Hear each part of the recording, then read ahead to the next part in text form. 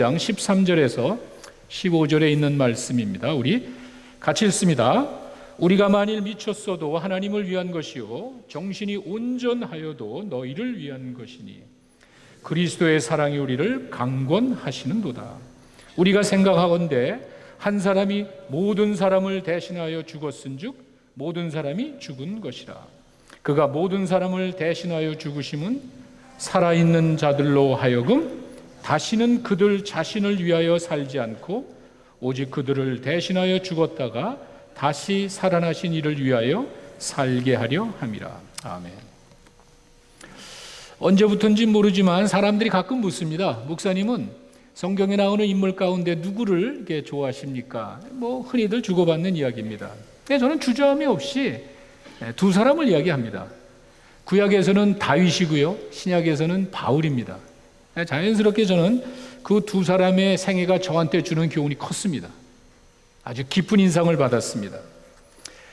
다윗은요, 외적인 것으로 자랑할 게 하나도 없었던 사람이에요. 사무엘 선지자가 와서 그 자녀들 가운데 한 명에게 기름 부어서 지도자로 세운다 그랬을 때 다윗은 그 자리에 없었습니다. 가족에게도 인정받지 못하던 그런 사람이었습니다. 왜? 형들이 참석해야 되니까 너는 나가서 양들이나 좀 돌봐라. 아버지에게도 다윗은 별로 중요한 사람이 아니었습니다. 그런데 여러분 아시다시피 다윗은 유대 사회 최고 존경받는 지도자입니다. 위대한 왕이 됐습니다. 참 그걸 바라보면서 다윗이 가지고 있는 외적인 조건과 내세울 것은 없지만 하나님이 보시는 소중한 것이 있었던 거예요. 우리 그걸 봐야 되는 거예요. 비록 겉으로는 자랑할 거 없지만 그래도 다윗이 가지고 있는 것 가운데 하나는 이 사람은 자기가 부족하니까 그냥 하나님만 따르는 사람, 하나님의 말씀에 그냥 순종하며 나가는 순수한 모습은 있었던 것 같아요. 하나님의 것을 소중히 여깁니다. 자기가 다른 건 못해도 순수하고 깨끗한 마음으로 또 어이없는 실수를 하잖아요. 죄를 짓잖아요. 범죄하잖아요. 그럴 때는 또 회개하고. 아주 순수한 인간적인 그런 모습으로 하나님만 의지하며 살아가는 사람의 모습을 저에게 보여주었어요. 상대적으로 바울은 뛰어난 사람이에요. 이 사람은 자랑할 게 너무 많은 사람이에요. 신분도 좋고요, 공부도 많이 했고요. 그 당시 최고 명문 가말리엘이라는 최고 랍비 밑에 가서 율법을 배웠습니다. 그리고 이 사람은 이방 도시에서 자라가지고 유대 배경을 가지고 이방 도시에서 살았기 때문에 유대 문화와 이방 문화를 알고 유대 사람들이 쓰는 히브리 말과 이방 사람이 쓰는 헬라 말도 잘하는 사람이에요. 팔방미인이에요. 뛰어난 사람이에요. 그런데 이 바울이 예수님을 만나고 나더니 극적으로 달라졌어요. 예수 믿고 많이 달라지지만 여러분 바울이라는 사람을 잘 보면은요, 어떻게 사람이 이렇게 달라질 수 있을까? 이 복음의 하나님의 말씀의 위력이라 그럴까? 바울은 자기가 가지고 있던 자랑할 만한 모든 것 다 버렸습니다. 오죽하면은 배설물로 여겼습니다. 그게 보통이 아니거든요. 뛰어난 가문에서 공부하고 똑똑하고 그 많은 것들을 예수님 만나더니 이건 다 똥이래, 똥. 배설물만도 못하다고 그렇게 자기 자신에 있는 모든 것을 다 포기합니다. 재미난 거는요, 그 사람이 다 버리고 아무것도 아니라 그러니까 하나님 그걸 다 갖다 썼어요. 그게 조건은 아니었지만, 그것이 하나님께서 바울을 선택한 조건은 아니었지만 하나님은 그걸 다 쓰시더라고요. 참 하나님의 인도하시는 걸 양쪽 두 사람을, 다윗을 보면 이 사람 내세울 것도 별로 없는데 최고의 존경받는 지도자 왕이 됐고, 이 사람은 자랑할 게 엄청 많은 사람인데 그거 다 내려놓으니까 가장 많은 교회를 개척했죠. 신약 성경의 절반을 쓰게 했죠. 자기가 쓸모없다고 하나님 예수님 모르고 살았던 그거 괜히 자랑하면서 자기는 안다고 떠들면서 나가 했지만 그게 사실은 하나님을 거역했잖아요. 여러분 생각해 보세요. 자기는 열심히 율법에 하나님의 말씀에 충성되게 산다고 했지만 그게 사실은 하나님을 반대한 거였거든요. 그런데도 하나님께서는 그를 그대로 써주십니다. 이 두 사람의 모습이 제가 처음부터 신학 공부를 할 때 신학생으로서 목회자로서 저에게 준 교훈이 굉장히 컸습니다. 오늘은 제가 여러분들에게 바울에 대한 이야기를 좀 하려고 합니다. 이 사람은 최초의 선교사로 파송을 받았습니다. 안디옥 교회에서 성경을 잘 가르치던 최고의 성경 교사였습니다. 백그라운드가 있잖아요. 그걸 하나님이 쓰셔가지고 성경을 잘 가르쳐서 이방 사람들이 크리스찬이라는 최초의 명칭을 거기서 얻었습니다.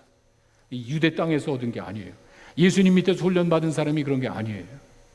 오죽했으면 이 바울이 열심으로 이방 아무것도 모르는 사람에게 성경을 가르쳐서 그 사람들이 그리스도 같은 사람 인정받았겠어요. 하여튼 대단한 사람이에요.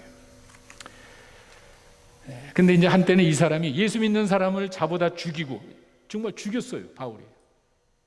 그리고 그 사람들 감옥에다가 집어넣고 이게 하나님의 일이라고 생각하고 그걸 열심히 하던 사람이었어요. 근데 샥 바뀌어지는 거예요. 저는 바울의 그 생애를 보면서 사람이 이렇게 달라질 수도 있구나. 그리고 더 놀라운 거는요, 자기가 바뀌어지고 난 다음에 항상 자기의 옛 모습을 기억하며 살았어요. 자기가 어떤 사람이었는지. 이 말은 오해하지 마십시오. 너무 과거에 얽매여서 살았다는 게 아닙니다. 과거에 얽매여서 그 부끄러운 것에 항상 신세타령하며 살았다는 말이 아니라 항상 뒤를 바라보면서 지금 나의 나된 모습이 이게 진짜 하나님의 은혜구나. 자기 생각과 전혀 다른 인생을 살게 되는 지금의 내 모습이 내가 과거를 생각하면 이건 진짜 하나님의 은혜야. 이런 생각을 하며 살았던 사람이에요. 그거를 제가 오늘 여러분들에게 좀 소개를 좀 하려고 합니다. 어느 정도냐면요, 고린도전서 15장 8절에 가면은요, 바울이 자기 자신을 설명할 때 예수님이 부활하셔서 나타난, 성경은 부활을 입증하는 것이 아니라 증인을 된다 그랬잖아요. 여러 사람이 있었는데 그 중에 하나가 바울인데, 이 15장 8절에 보면은요, 자기에게 나타났다는 말을 어떻게 표현하면 맨 나중에 자기에게 부활하신 예수님이 나타나는데 만삭되지 못하여 난 사람 같은, 그러니까 우리말로 하면 달수를 채우지도 못하고 태어난 바보 같은 모든 것에 부족한 사람으로 자기 자신을 표현합니다. 똑똑하고 공부 많이 했지만 주님 없이 살았던 자기 자신의 모습을요, 바울은 항상 그렇게 생각합니다. 나는 달수도 못 채워. 모든 것에 부족한 인간이었어. 이 생각을 항상 하고 있습니다. 그런데 지금 자기가 하는 일을 바라보면은 놀랍잖아요. 이건 내가 한 게 아니지. 왜? 자기는 이런 사람인데. 디모데전서 1장 12절에서 15절에 가면은요, 좀 더 구체적으로 이야기합니다. 항상 바울이 그 생각을 나의 과거의 모습을 보면서 얽매이는 게 아니라 지금 나의 나된 모습이 이건 진짜 하나님의 은혜구나. 이 생각을 하는 거예요. 보세요. 디모데전서 1장 12절 나를 등하게 하신 그리스도 예수 우리 주께 내가 감사하고 나를 충성되게 여겨 내게 직분을 맡기십니다.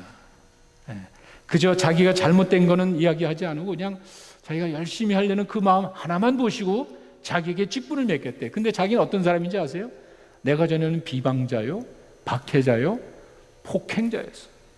우리가 이걸 넘어가지만 비방자고 폭행자고 박해자였는데 긍휼을 입은 것은 내가 믿지 아니할 때에 어떻게 했습니까?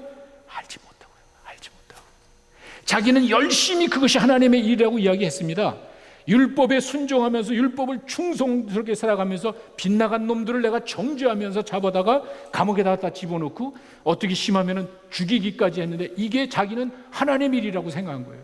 이제 뭐라 그럽니까? 내가 알지도 못하고 나는 똑똑하게 내 판단을 가지고 산다고 했지만 내가 알지도 못하고 행하는 그 바보 같은 일이 있었단 말이에요. 그 다음에 14절로 가면은요, 그런데 주님의 은혜가 그리스도 예수 안에 있는 믿음과 사랑과 함께 넘치도록 풍성하였도다. 알지도 못하고 바보 같은 짓 하는 비방자, 이 악행자, 이 박해자에게 하나님의 은혜가 풍성하게, 이 생각을 하는 거예요. 지금 나의 나된 것이 어떻게 됐는지를 바울은 항상 기억하는 거예요. 하나님의 은혜가 나를 이렇게 만들었다. 그러면서 17절에 아주 결정적인 자기 자신에 대한 이야기를 하죠. 우리 같이 한 목소리로 읽겠습니다. 밉보다 모든 사람이 받을 만한 이 말이요, 그리스도 예수께서 죄인을 구원하시려고 세상에 임하셨다 하였도다. 죄인 중에 내가 괴수로다. 꼭 기억하십시오. 예수님께서 죄인을 구하러 이 땅에 오셨는데 그 중에 내가 제일 나쁜 놈이야. 죄인 중에 괴수라고 바울은 자기 자신을 분명하게 고백을 합니다. 이런 사람이었어요.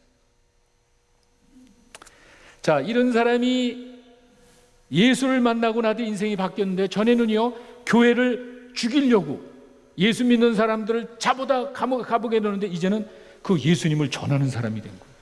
바울이 의도했겠어요? 참 사람의 살아가는 건 모르는 거예요. 우리가 사람 평가해서는 안 되는 게, 야, 하나님이 바울을 이렇게 하리라고 누가 생각을 했겠습니까? 그리고는 바울로 하여금 신약 성경의 절반을 기록하게 했습니다. 본인도 모르는 일이에요. 근데 돌아보니까, 야, 과거의 나의 삶을 살펴보니까 이건 정말 하나님의 은혜가 아니고서는 안 되겠구나. 내가 열심히 일한 것이 하나님 가슴에 못을 박는 거예요. 자기는 잘했다고 이야기하는데 알지도 못하면서 엉뚱한 짓을 한 거예요. 나는 지금 최선을 다한다고 그러고 내 일에 내가 열심히 하는 것 같지만 그것은 하나님을 거역하는 일이었다. 이 생각을 여러분 한번 해보세요. 얼마나 부끄럽습니까? 얼마나 창피합니까? 바울은 항상 그와 같은 것을 기억하며 살았던 사람이에요. 예전에 바울이 그런 하나님의 은혜를 맛본 사람의 자세를 항상 가지고 살았다는 거예요. 그 중에 하나가 오늘 본문에 13절에 보시면은요, 이런 말이 있습니다. 우리가 만일 미쳤어도, 바울은 사람들이 바울에게 그런 얘기 한 것 같아요. You crazy, 너 미쳤다고 이야기한 것 같아요. 하나님의 은혜를 맛본 사람의 첫 번째 모습은요, 예수에 미치는 거예요. 예수에 미치는 거예요. 남들이 봤을 때는 이 수두빛이라고 그러고 바보같이 여길지는 모르지만 바울은요, 바울의 눈에는요 적어도 예수님밖에 안 보이는 거예요. 이제는 그 예수님을 위해서 삶의 동기가 그렇게 뒤바뀌어 버리면서 나는 사람들이 뭐라 그래도 내가 미쳤어? 뭐 나오잖아요. 하나님을 위한 거야. 바보같이 보여? 하나님을 위한 거야. 이런 확신을 가지고 살았습니다. 이게 뭐 남의 이야기는 아닌 것 같아요. 여러분도 마찬가지예요. 저도 그랬어요. 우리가 예수 믿을 때는요 포기한 게 많습니다. 적어도요 내가 제대로 예수님을 믿을 때는요 세상에 하던 많은 것 포기했습니다. 누구도 저에게 너 그거 하면 안 돼 이런 얘기 한 사람은 없습니다. 제가 즐기던 거 너 그거 하면은 너 천국 못 가 이런 얘기 한 사람 하나도 없습니다. 내 스스로 판단했을 때 가만히 있어, 이건 안 되지. 내 안에 소원을 두고 행하시는 분이 있었던 것 같아요. 제가 예수님을 알고 나니까는요 내 삶의 주인이 바뀌고 나니까는요 내 친구들이 Are you crazy? 너 미쳤니? 그런 얘기를 해요. 여러분도 그랬어요. 여러분도 내가 포기한 거 많잖아요. 뭐 미국에 사는 사람들 우리 모두가 느끼는 일이지만 미국 생활이 정말 힘듭니다. 제가 한국에서는 겪지 않아야 될 일들을 여기서는 겪잖아요. 내가 그래서 한국에서는 그때 전문가로 인정받았던 사람이고 그거는 내가 확실하게 하는 사람인데 여기는 그것도 인정을 받지 못하잖아요. 언어가 다르고 문화가 다르니까 그런 환경에서 살다 보니까 한국에서 겪지 않은 또 다른 모순과 갈등과 어려움이 우리에게 있잖아요. 힘들잖아요. 이중적으로 해야 돼요. 이중적으로. 전에보다 일을 더 열심히 해야 돼요. 더 노력해야 내가 인정받는 그런 사회산이 얼마나 힘들어요. 한 주일 열심히 살았으면 주말 되면 좀 쉬어야지. 집에서 집안일도 좀 해야 되고 여러분 잠도 못 자잖아요. 잠도 좀 더 자야 되고 운동 좋아하시는 분 골프도 좀 치고 남들 그렇게 살잖아. 그리고 여행 좋아하면은요 여행 좀 다니고 그렇게 살아야 되는 것 아니에요. 근데 몇몇 분들의 삶을 보면은요 주말이 더 바쁜 것 같아. 더 고생하는 것 같아. 얼마나 열심히 사는지 그 모습을 보면은 이래서 될까 싶을 정도로 정말 헌신적으로 사시는 분들이 많아요. 그러니 옆에 사람들이 보면 Are you crazy? 그렇지 않겠어요? 그 좋은 거 다 포기하고 그 주일도 좀 자기 좀 편하게 쉬면 좋을 텐데 그거 뭐 다 제끼고 좋다고 나가서 일을 하는 거예요. Are you crazy? 우리가 그런 소리를 듣습니다. 제가 이제 신학교 있을 때 이제 4학년 학생들이 이제 실습을 하면은요, 졸업하면은 교회를 개척하기 때문에 4학년 그 마지막 학기서부터는 학교 안 나오고 거의 이제 자기 교회에 가서 사역을 합니다. 그럼 저희가 가서 이제 이렇게 확인을 하는데 그때 이렇게 보면은요, 참 이게 벌써 뭐 30년 전 아니에요. 그러면은 참 어렵게 사는 우리 학생들이 있어요. 가보면 교인도 뭐 한 10명도 안 돼. 10명도 안 돼. 반 지하에 들어가가지고 어두침침한 데 가가지고 자기가 다 하는 거야. 뭐 반주하고 피아노 치고 뭐 아무도 없으니까 개척교회니까. 그리고는 자기가 6개월 지나고 나면은 그 교회 담임 목사로 풀타임을 해야 되니까 뭐 좋아서 이리 뛰고 저리 뛰고. 근데 저희가 이렇게 가서 앉아 보면은 참 안 됐어. 너무 불쌍해요. 막 도와주고 싶고 힘들어하는 그 모습이 너무 안 됐어. 그런데 재미난 거는요, 이 친구의 얼굴에는 피곤하고 힘든 모습이 하나도 없어요. 우리가 봤을 땐 애처롭고 힘들 것 같은데 그게 좋아서 싱글싱글하면서 일을 하는 거야. 정말 외적인 조건이 너무 어려운데도 기뻐하는 거예요. Are you crazy? 저놈이 저기 제정신이 났나? 이런 생각이 들 정도예요. 근데 또 한 친구를 가면은요, 목회를 잘해. 뭐 한 100명 가까이 교인도 해놨고요. 4학년 졸업하면 가는데 뭐 다 해놓은 것 같아. 뭐 아주 목회도 잘하고, 건물도 그냥 괜찮은 거 이렇게 뭐 걸려서 피아노 학원도 옆에 하고, 뭐 아주 겉으로 보면 좋아요. 이제 그 정도면은 뭐 고생 안 하고 그냥 살 것 같더라고. 근데 기쁨이 없어요. 이 친구는 우리가 봤을 때 여기 이 정도는 비교 너무 좋은 조건에 그들 참 사람도 많고 그 정도면은 개척은 이건 충분하거든요. 어려움 없을 건데 항상 얼굴에 그냥 이렇게 막 이렇게 어둠이 깔려 있는 것 같아요. 만족이 없어요. 가만히 이제 저희가 교수들이 모아서 이렇게 회의하다 보면 이제 결론이 그거예요. 두 가지인 것 같아요. 두 가지. 첫째는 소명. 하나님이 부르셨다는 소명이 확실한 학생들은 힘든 걸 몰라요. 정말 자기가 환경을 바라보면 내가 왜 이게 해야 되니 할 텐데 하나님이 부르셨잖아. 하나님의 일을, 하나님이 나에게 하라고 한 일을 하니까 그거보다 기쁜 게 없는 거예요. 그리고 얘는 기도를 많이 했거든.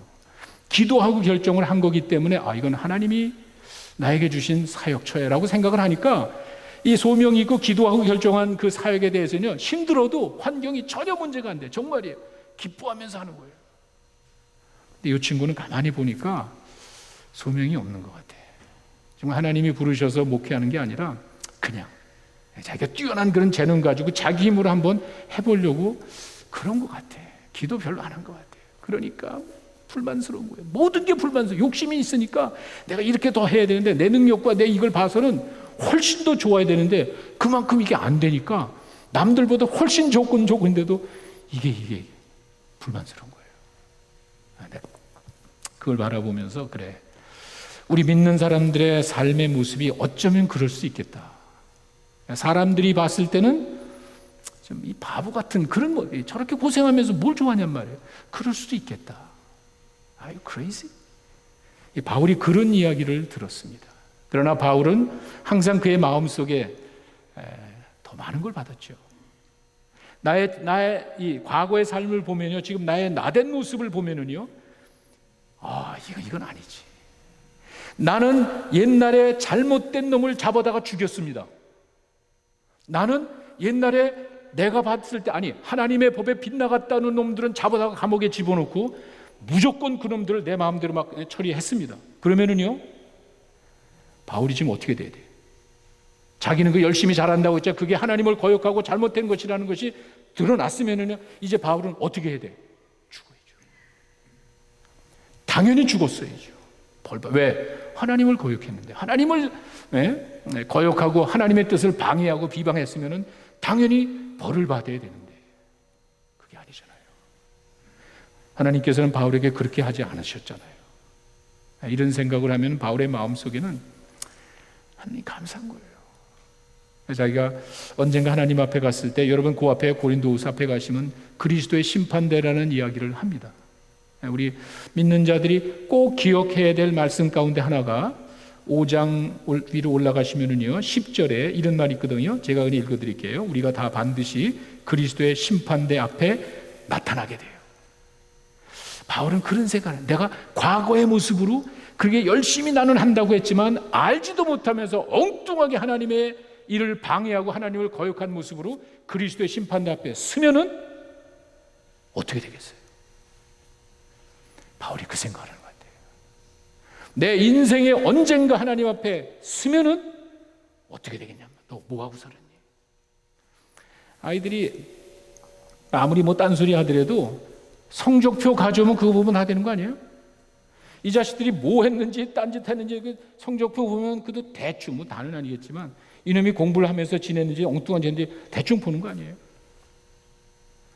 내 삶의 과거를 살펴봤을 때 바울은 내세울 게 없었던 사람이에요. 당연히 벌 받고 자기 방법대로 하면은요 벌 받아야 되고 심판 받아야 되고 책망을 받아야 될 그런 사람이에요. 하나님 그렇게 안 했잖아요. 바울이 그런 생각을 가지고 있었습니다. 더 많은 것을 받았고 더 큰 걸 받았고 더 소중한 은혜를 받았기에 바울은 그렇게 살지 않았습니다. 증거가 하나가 있습니다. 골로새서 2장 12절에 가면은요 이제 이런 이제 자기 고백을 하는 거예요. 우리를 거스리고 불리하게 하는 법조문으로 쓴 증서를 지우시고 제하여 버리사 십자가에 못 박으시고. 여러분 골로새 그 당시에 로마 밑에 있던 나라들인데 이건 뭘 의미하냐면은 노예들을 두고 이야기하는 거예요. 그 노예 증서를 가지고 이야기하는데 법조문으로 쓴 증서를 없애버리고 십자가에서 그냥 못 박아서 없애버렸다는 거는요, 우리말로, 우리가 뭐 노예 해본 적이 없으니까 쉬운 말로 할게요. 여러분의 범죄 기록이 사라진 거예요. 내가 죄를 졌다면은요 항상 빨간 줄이 내 평생에 뒤쫓아오는데 내가 어떤 죄를 졌든지 내 죄목이 사라진 거예요. 내 범죄 기록이 사라진 거예요. 십자가에서 그냥 완전하게 못을 박아서 하나님이 해결해 주신, 너 이제 다시는 과거의 모든 잘못된 죄, 우리가 예수님을 믿고 죄를 고백하고 하나님의 자녀가 되면 다시는 기억지 않는다 그러잖아요. 바울이 그 생각을 하는 거예요. 자기의 과거의 모습으로 봤을 때 법조문으로 쓴 증서가 범죄 기록이 사라진 거예요. 여러분이 예수님을 믿고 하나님의 자녀가 되었을 때 여러분들의 과거에 지은 모든 죄가 깨끗하게 해결됐다는 사실을 여러분 믿으시기 바랍니다. 감사하잖아요. 언젠가 드러납니다. 언젠가 나타나게 돼 있는 거예요. 이것이 지금이 될지 언제가 될지는 모르지만 반드시 심은 대로 드러나기 마련이에요. 바울이 그 생각을 할 때 자기는 너무도 감사한 것이 법조문으로 쓴 증서가 사라진 거예요. 이런 하나님의 은혜를 생각하니까 바울은 그냥 예수에 미쳐버린 거예요. 그냥 난 앞으로 남의 생애는 예수님을 위해서 살겠어, 이런 마음이 그냥 나왔겠어요. 두 번째 14절에 보시면은요 그리스도의 사랑이 우리를 강권하시는도다, 이제 이렇게 이야기를 합니다. 두 번째 은혜를 맛본 사람은요, 첫 번째는 예수에 미쳤고요, 두 번째는요 그리스도의 사랑에 빠져버립니다. 바울이 그리스도의 사랑이 강권한다고 이야기를 하는데, 사실 이전에 바울의 삶을 바라보면은요 율법에 순종하면서 살았습니다. 저놈들이 잘못됐다 그러면 그거 법대로 가가지고 그걸 가지고 가서 사람들에게 보여주고 이놈 잘못된 놈들 막 이렇게 했는데, 이제는 누구도 그런 이야기 한 사람이 없습니다. 내가 그렇게 열심히 일을 하는 이유는 하나입니다. 뭐 율법을 지켜서 의롭다함을 받으려는 게 아니라 주님의 사랑 때문에.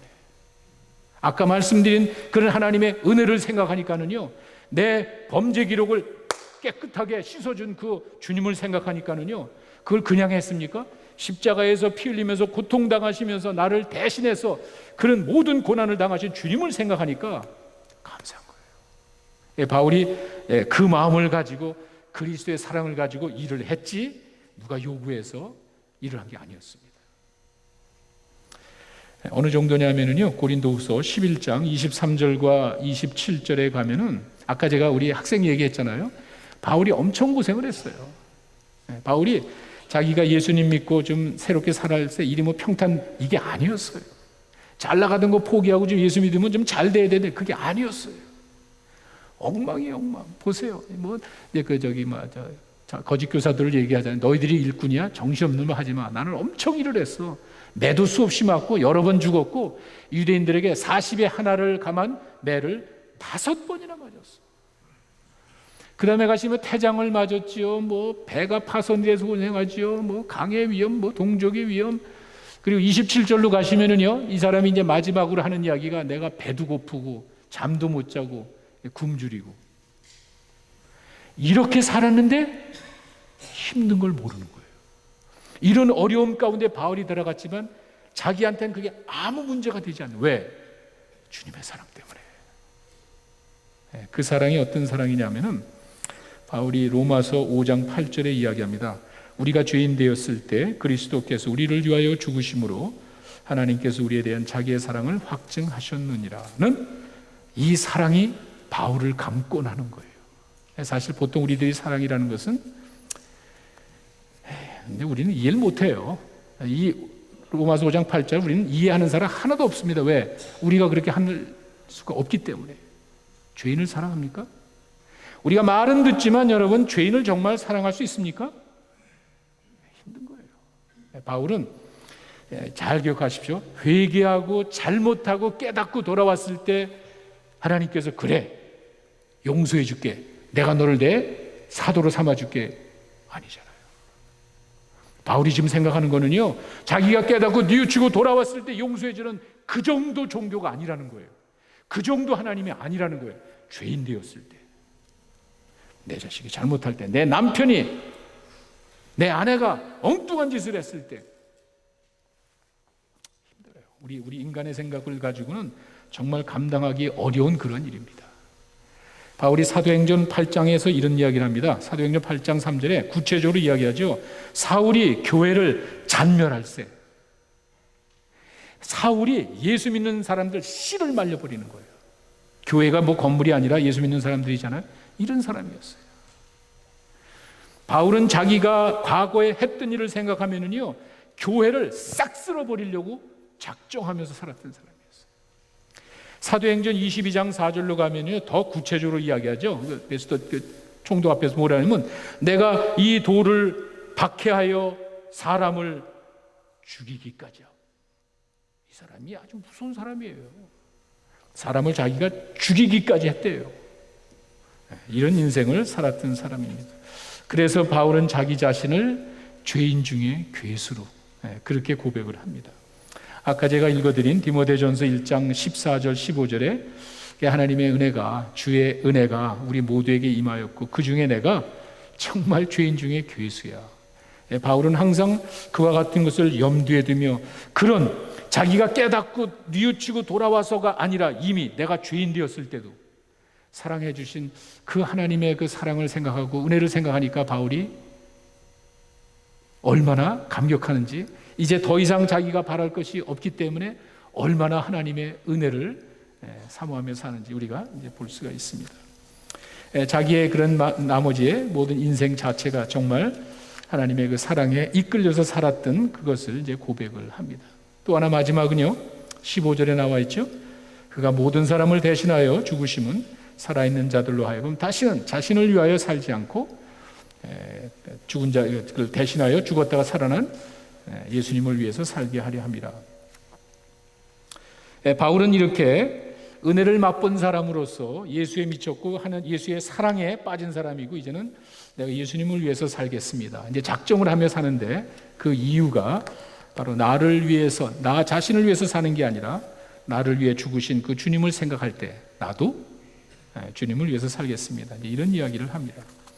빌립보서 1장 20절에 가면은요, 바울이 유명한 말을 하죠. 내게 사는 것이 그리스도니 죽는 것도 유익합니다. 이런 이야기를 합니다. 왜 죽는 게 유익할 수가 있죠? 내 삶의 목적이 예수님을 위한 건데 내가 예수님을 위하는 그 목적을 가지고 살기 때문에 지금 죽더라도 내 삶은 가치가 있는 것이다.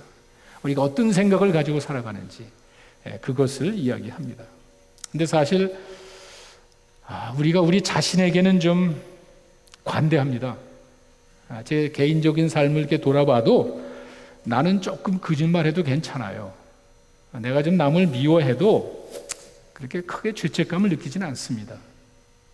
제가 뭐 거짓말을 해도 좋은 뜻으로 하는 거니까 라고 넘어가고요. 제가 남을 미워하더라도 그 사람이 잘못된 거니까 내가 미워하지. 내가 엉뚱하게 미워하나? 이렇게 합리화시키려고 합니다. 이것이 우리들의 생각이에요. 그런데 남이 나에게 그렇게 하면은 못 찾습니다. 내가 대충 거짓말하고요. 내가 대충 미워하는 건 넘어가는데 남이 나를 미워하고요. 남이 나에게 거짓말하는 것에 대해서는 참지 못하는 게 우리들의 모습인 것 같아요. 바울이 그렇게 생각하면은요, 자기의 인생을 돌아봤을 때 자기가 한 모든 일들을 살펴보고 지금 내가 살아가는 모습을 놓고 봤을 때 바울의 마음속에는요, 하나밖에 없는 거예요. 예수님은 그렇게 하지를 않았습니다. 바울을 그렇게 대하지 않았습니다. 바울이 그래서 그 하나님의 은혜와 사랑을 기억하며 삽니다. 오늘 저희가 선교 헌신을 하죠. 선교 작정을 하죠. 우리가 뭘 하는 건 아닙니다. 하나님께서 우리를 통해서 뭘 원하실까를 생각하는 거예요. 하나님의 자녀로서 내가 뭘 하겠다는 것이 아니라 하나님이 뭘 원하실까. 하나님의 은혜를 맛본 사람들은요, 이렇게 예수에 미치게 되고 예수의 사랑에 빠지게 되고 예수님 위해서 살고자 하는, 나는 정말 그렇지 못하지만 나를 이렇게 받아주신 그 주님을 생각하며 사는 것이 바울의 모습이었고 우리들의 모습입니다. 저희가 오늘 그냥 작정하기로 한 것은 바로 이와 같은 은혜 받은 자의 모습으로 살아가자.